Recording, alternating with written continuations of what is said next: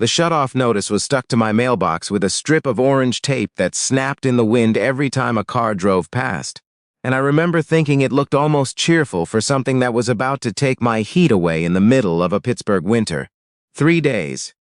That's what the letter said. 3 days before the gas company cut the line to my building, and I stood at the bottom of the stairs reading it over and over like the words might rearrange themselves into something less terrifying. My name is Owen Marsh. 6 months earlier, I had a job I actually liked, doing maintenance and HVAC repair for a property management company on the east side of the city. It wasn't a career anyone would brag about at a dinner party, but it paid my rent, kept my truck running, and let me sleep at night. Then the company lost its biggest contract, and within 2 weeks, half the maintenance crew, including me, got a termination email at 11 o'clock on a Tuesday night. No warning. No severance worth mentioning. Just gone. I told myself I'd find something within a month. A guy with my skills doesn't sit around long, right?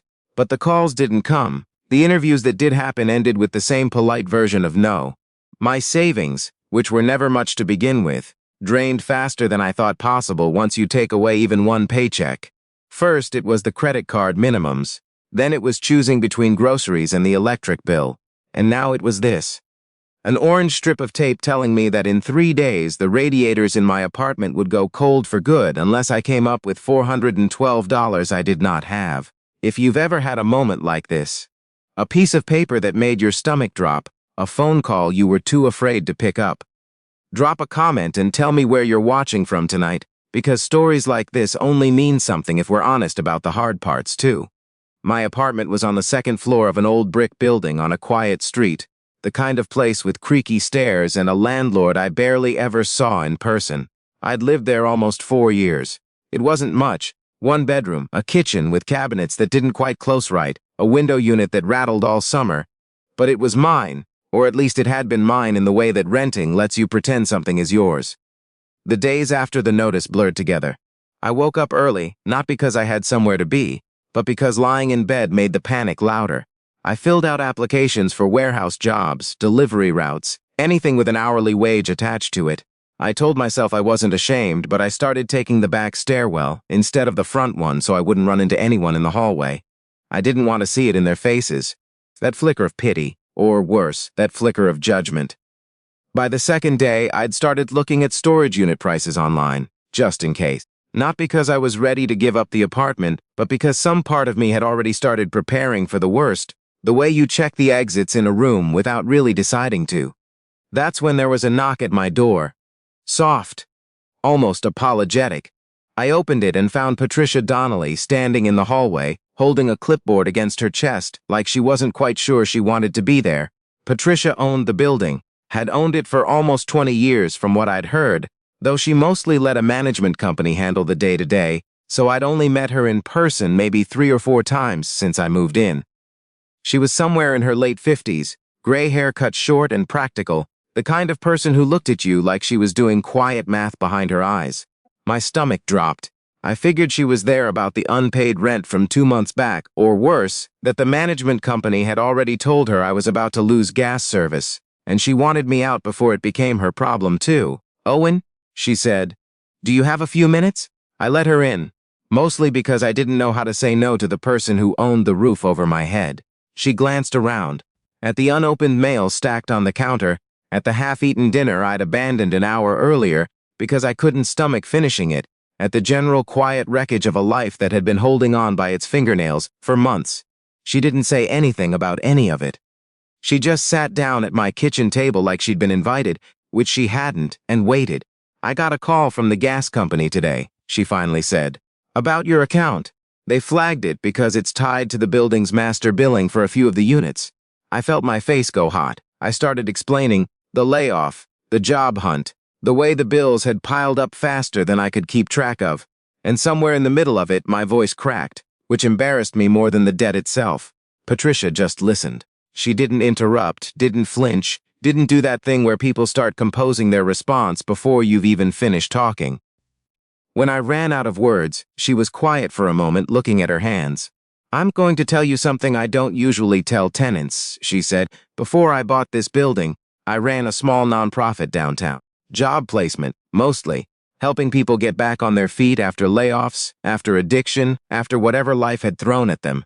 I did it for almost 11 years. I didn't know what to say to that. I just nodded, waiting for the part where she told me I had 30 days to pay or vacate. I shut it down when funding dried up, she continued, and I've regretted it more than almost anything else in my life. I've been thinking lately about starting something again. Smaller, just a resource room, really. Somewhere people could come for job leads, resume help, maybe basic financial counseling. I have a vacant storefront 2 blocks from here that's just sitting empty, costing me money every month. It's not rented. She looked up at me then, and her eyes weren't soft exactly, but they weren't cold either. They were steady. I'm not going to shut off anyone's gas, she said, and I'm going to cover what you owe through the building's account. But I need help, real help, someone who can fix things, who knows how to talk to people who are scared and proud at the same times, because you clearly know what that feels like from this inside. 3 months, rent-free, if you help me get this space up and running. For a second, I thought I'd misheard her. Me? A guy who couldn't keep his own life together, helping other people get theirs back? I almost laughed, except nothing about it felt funny. I don't know the first thing about running a nonprofit, I said. Patricia almost smiled. Neither did I the first time. You learn by doing it scared. The weeks that followed didn't feel like my life anymore. They felt like someone else's, someone with a reason to get out of bed. Patricia and I spent long days inside that empty storefront, tearing out old shelving, patching drywall, hauling in secondhand desks a furniture store donated once Patricia made a few calls. I fixed the busted heating unit myself, which felt strange and good in a way I hadn't expected. Using the exact skills that had failed to get me hired anywhere else to build something that might actually matter. People started showing up before we'd even painted the sign. A woman named Renata, who'd been a hotel housekeeper for 15 years before the chain closed her location, needing help building a resume she'd never had to write before. A 19-year-old kid, Marcus, who didn't know community college financial aid even existed until we walked him through the forms. An older man, a former steelworker, who just wanted someone to talk to about how strange it felt to not have anywhere to be at 7 in the morning anymore. Every single one of them reminded me of myself 3 weeks earlier, sitting at the bottom of my stairs reading an orange piece of tape. About 2 months in, a man named Walter Briggs walked through the door, carrying 2 boxes of donated space heaters for the center. Walter ran a small HVAC supply business on the other side of town, and while we unloaded the boxes together, I mentioned, almost as an afterthought, that I used to do residential and light commercial HVAC work before my old company folded. His whole posture changed.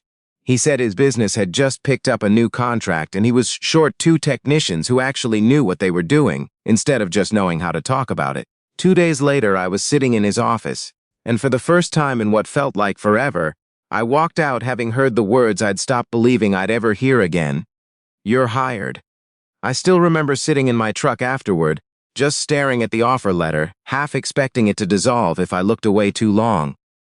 3 days from losing my heat had somehow turned into the start of something I never could have planned for. I kept volunteering at the center even after Walter put me on full-time, every Saturday morning, because it had stopped being a favor I owed Patricia and started being something I needed for myself.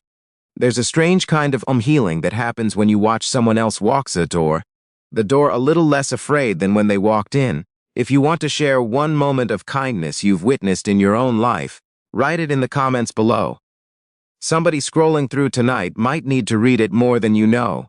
It's been almost 3 years now.